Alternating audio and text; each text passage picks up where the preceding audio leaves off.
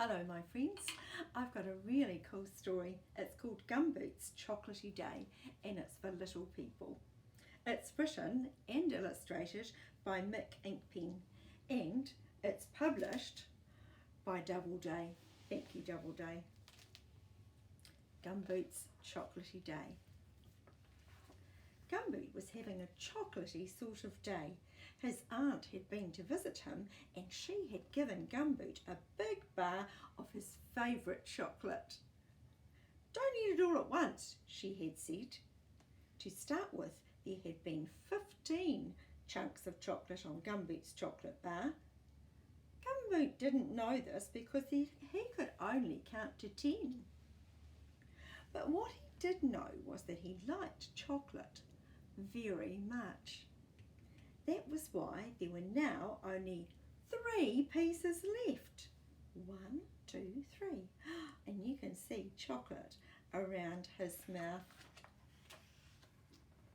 Next to chocolate, what Gumboot liked best in the world was riding his bike. So he tucked his chocolate safely into the basket.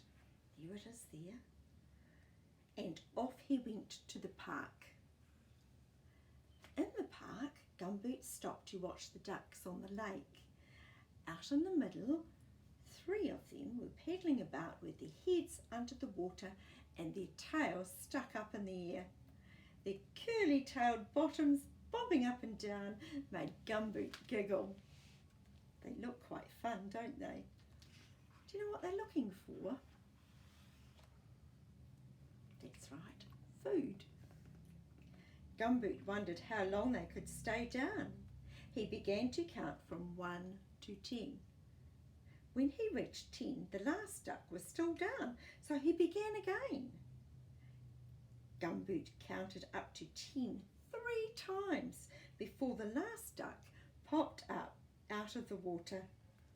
"The winner!" shouted Gumboot across the lake. Here he is shouting. The duck looked at Gumboot and quacked happily. Look, he's got a big smile on his bill. "I wonder why ducks never smile," thought Gumboot to himself. "We know different." Perhaps it was because of their stiff beaks.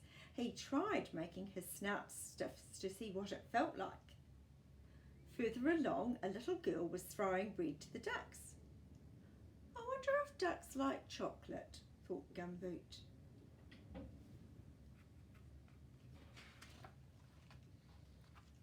Gumboot tried to take off a tiny piece of chocolate to throw to the ducks, but chocolate bars will only break when they want to, and in the end Gumboot had to make do with a whole chunk. "Well, I suppose it's worth it," said Gumboot as he took aim. But Gumboot's aim was not very good. The piece of chocolate went straight up into the air and landed at the water's edge with a delicious sounding plop. The ducks ignored it. Oh, doesn't look like they're very interested. Gumboot was quite pleased.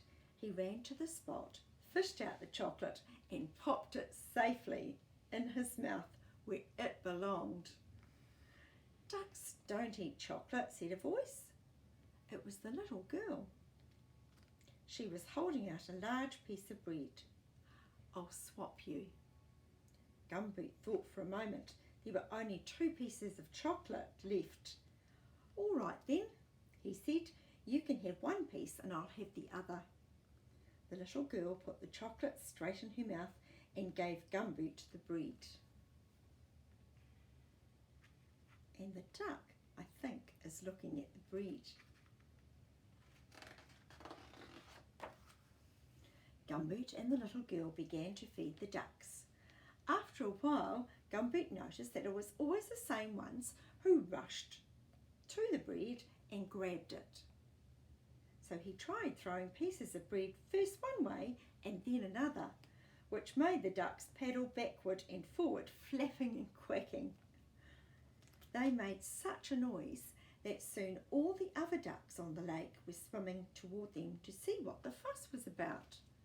Oh look, here they all come, including the little ducks, the ducklings. Gumboot was having fun. Ducks and bread were flying in all directions. He tried throwing high throws, then he tried long throws, and then he broke the bread into lots of little pieces and threw them all at once. "Get ready, everyone," he shouted. "Here goes the last piece." And look, there he is throwing it up into the air. Look, pieces dropped by that duck down there. The last piece flew high over the lake and landed in the water with a deep glop. That made a funny noise, thought Gumboot. And then he realised that something awful had happened. Something terrible. In his excitement, he had thrown his chocolate into the lake. Oh no, his last piece of chocolate. His only piece of chocolate. Oh dear, I think he might be feeling a bit sad. "Never mind," said the girl. But Gumboot did mind. He minded very much. He wandered miserably back along the path, thinking of his last piece of chocolate lying at the bottom of the lake. It made him feel very hungry. A tear rolled down his cheek and splashed to the ground. "Goodbye," called the little girl, but Gumboot didn't seem to hear. Oh dear, he's very sad. I think I'd be sad too if I dropped my chocolate. A duck quacked behind him, but Gumboot didn't feel like playing with ducks anymore. The duck quacked again, this time more loudly. It seemed to be following him. "Gumboot, look!" the little girl was calling and pointing excitedly. "Look, in its beak!" Gumboot turned and looked at the duck. It was the champion diver that he had watched earlier, and in its beak it had something square and brown. It was Gumboot's last piece of chocolate. Oh wow.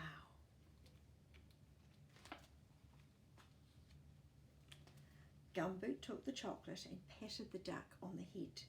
The duck swam round in a little circle, quacking loudly, and then headed off across the lake. To Gumboot, it seemed that this time the duck was definitely smiling. "Goodbye," called Gumboot to the little girl. She smiled back at him. Gumboot smiled too, all the way home. What a happy thing chocolate is, thought Gumboot as he put the last piece in his mouth. It tasted a little pondy, but otherwise delicious. I'm so glad that story had a happy ending. Until next time, ka kite.